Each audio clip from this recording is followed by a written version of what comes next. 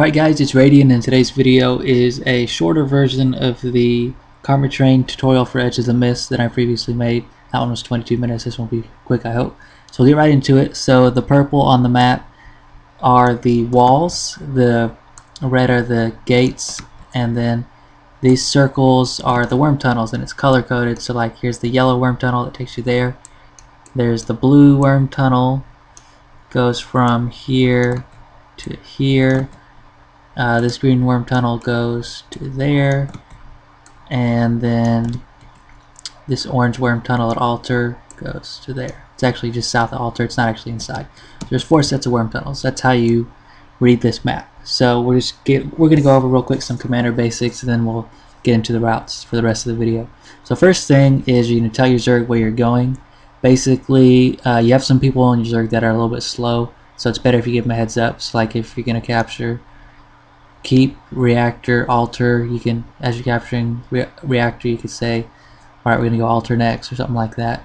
That'll help keep your tail smaller. The reason why you want a small tail is when you're closer together, if a Zerg versus Zerg, or just an enemy Zerg pops up in your face, if you have a small tail, you're already stacked and ready to go. And if you have a long tail, then the enemy Zerg will probably push onto you, and you won't even have half your Zerglings for the start of the battle.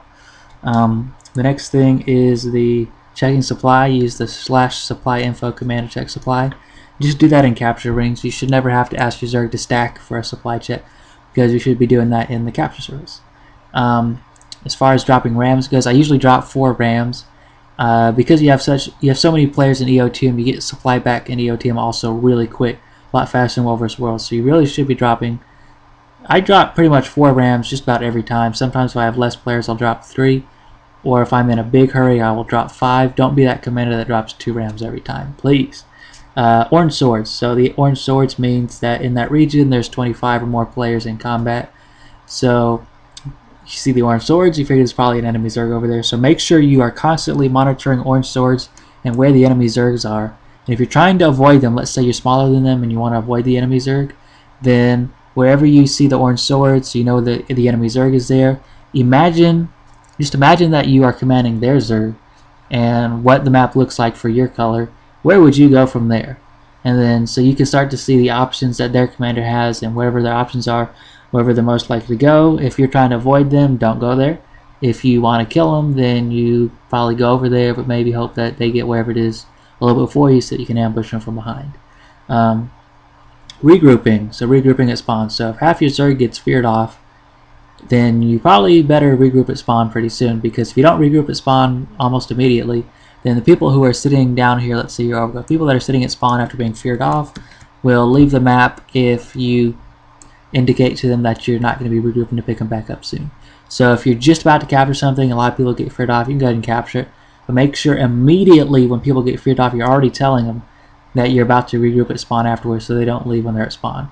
Another thing is when your side's getting captured and you're trying to Karma Train, if someone says on map chat, let's say you're Frostreach and Badlands is attacking your keep, and someone on map chat says Badlands are get our keep, well, don't say something like don't defend, just go ahead and say something like we'll have it back after.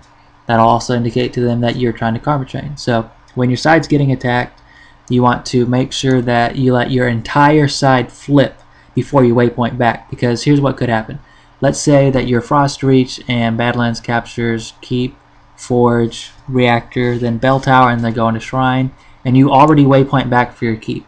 Well, if you go and you're running back for your keep right over here, that was poorly drawn, and let's say you make orange swords at the face of this gate, well, that enemy Zerg at shrine, after they capture shrine, all they have to do is go like this, and then they're just going to come over and wipe you. That doesn't mean that they're a bag farming commander. You just put orange swords right in their face, right next to them, and you're just conveniently close to them. So what you want to do is wait for them to capture your whole side before waypointing back, because you have to give them time to leave your side before you make orange swords on your side, or else they're just going to walk over to the keep.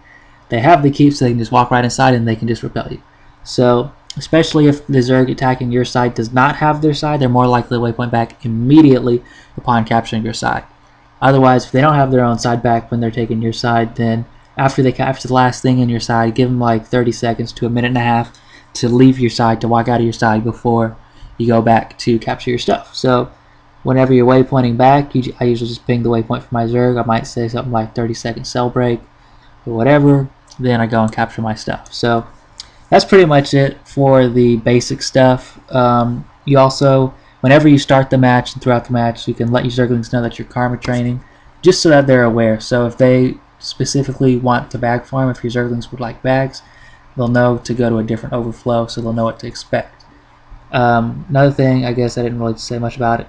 Well, I said a little bit about the orange swords. If there's orange swords near you, make sure you're also telling your Zerglings about it, because if there's a good chance that you're going to have an incoming soon, make sure that your Zerglings are aware, because Zerglings alt-tab all the time, and they're not that aware, and if they're alt-tabbed and the Zerg comes and hits you, you are dead. So make sure that you are telling your Zerglings about the orange swords, more specifically if they're near you, and so that they're ready, and tell them, like, you know, be prepared, there could be an incoming sec, so they're ready. I'm going to real briefly talk about Zerg vs Zerg, and the rest of this video after that will be about routes. So Zerg vs Zerg. If you're about the same size as the enemy Zerg or bigger and it's open field, then just go ahead and just push on them. Tell your Zerglings push right onto them. If they try to build arrow carts, take out the arrow carts. Now if you're a little bit smaller than the enemy Zerg, then you can't just go and push onto them, or else you're going to be dead. Now we're talking about open field. So what you're going to have to do in that situation is drop arrow carts. It's kind of dishonorable to drop open field siege, but hey, if you have less numbers, you have to have something that kind of makes up for the fact that you have less numbers. It kind of evens the playing field. Drop arrow carts if you have a little bit less numbers and make them come to you. Now if you have significantly less numbers and a Zerg pops up, then you just run. No other choice about it, just run. Now obviously you can ambush a Zerg and it'll usually still work even if you have a little bit less numbers. But that's more about open field. You guys should know how to do ambushes and stuff like that. So that's Zerg vs Zerg.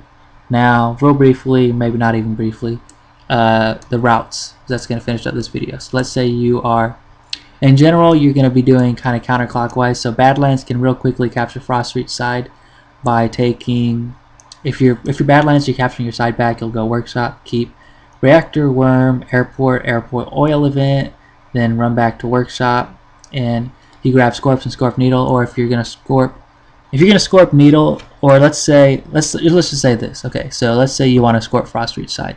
The way that I do it is, what some people do is they'll just take the Worm Tunnel to Frost Reach side, and what I do is I look at Needle.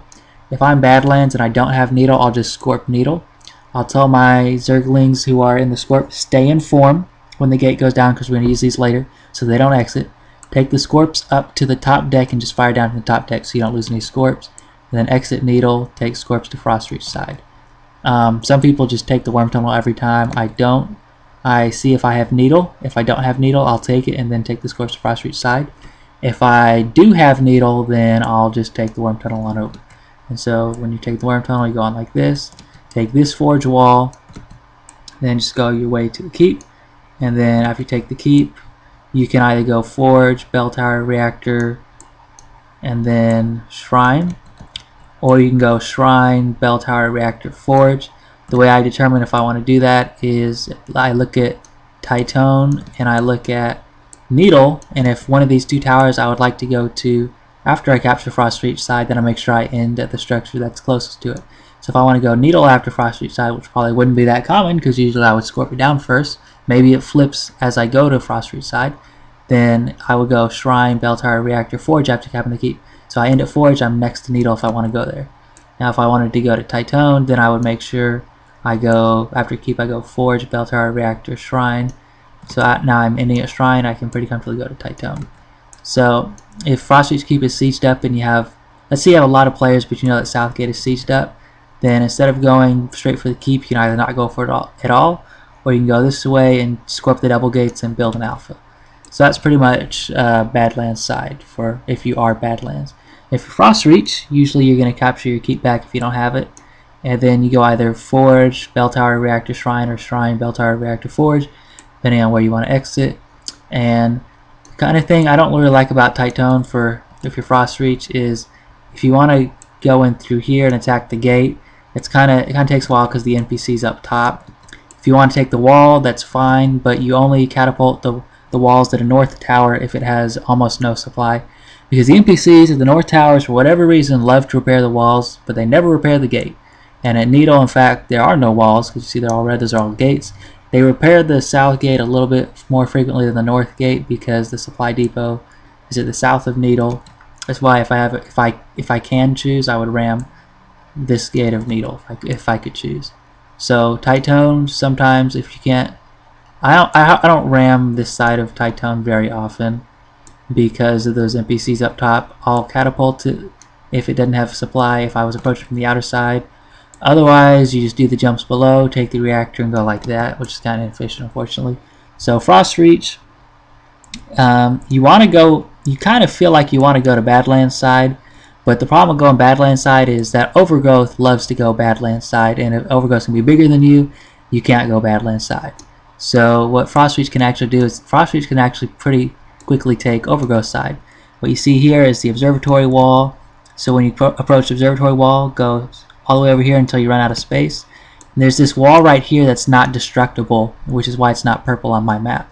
And you can set up catapults right over here. And they're going to be facing this direction. So you can see they're facing this wall, and you're going to be hitting this wall, but you're not damaging it because it's not destructible. But on the other side of that wall is this wall, which is the one that you're damaging. And when you eventually take it down, just go like that and then go like that. The reason why you set up your catapults all the way over here, as opposed to say like here, is the Overgrowth players won't even see your catapults because they're behind this wall over here that no one ever checks. And the NPCs won't take them out either, so you can just reuse them the whole match. And then usually I don't take observatory. Just go to reactor, go to this gate of the keep. You can check if you move north like here, then with your eyesight you can see inside if there's siege or not, and if there's no siege, go ahead and take it. Take the keep, and then you go altar, statuary, and then whatever. That's for basically Frost Reach side. Now let's say if you're Frost Reach, whether or not the Overgrowth commander is a bag farmer or karma trainer will make a huge difference in your match. A lot bigger than it'll make for Badlands, because you want to take Overgrowth side if they're a karma trainer. If they're not a karma trainer, then you have to capture towers. You can't attack Overgrowth side because they're going to be waypointing back to defend, and then you want to take Badlands side. So you could set up catapults at airport wall. These don't usually get taken out, and just reuse them. And that's Frost Reach side. So now Overgrowth side, we will end the video. We're trying to keep this quick. Overgrowth, you want to take Badlands because it's real easy, because there's 3 different, really 4 gates you could enter. There's the Scorps that you can take to keep quickly. And if you look how big this keep is and how many walls and gates it has, there's no way to siege it up because it's just too big. So that's part of why you take Badlands side, because the Badlands side you capture it quick and the champions go down a lot faster. So usually if you're Overgrowth, you come down from here. Let's say you would take airport, you would go to workshop gate, take Scorps to the keep. You don't quite do it like that. You would kind of like wrap around, take the keep, take reactor, worm tunnel, go to airport, do the oil event. That's pretty much how you usually end up capturing Badlands side. Now let's say the problem about this gate, it's the quickest gate, but it's the easiest to get wiped because they could have arrow carts up here, here, here. And there could also be a Necro Fear Troll here. That's the best place on Badlands side to fear you off other than airport. So if they do that, usually what I do is I just go this gate. But the first time that I get resistance at this gate, I just pretty much go worm gate for the rest of the match. The reason why you don't want to go this gate is because there's like a cannon right here. It'll fire at your own rams. It's just annoying. It knocks people off. So that's pretty much how that works. Another thing you can do is you can set up catapults. If you're Overgrowth, set up catapults here. And this would actually probably be better than ramming workshop. Set up catapults here and then just reuse them every time because they don't get taken out. Now if they do get taken out, then you just start going workshop gate. Or if you're approaching from the south, you don't have to run all the way over there, just go to workshop gate. And that's pretty much how it works for Overgrowth. As far as taking the towers is concerned, I talked about them already for the most part, but it's easier to take the towers from the inner side than the outer side because the outer side for the towers up north have the NPCs up top. Needle doesn't matter. And that's pretty much it for the video. Hope you guys enjoyed it, and thanks for watching.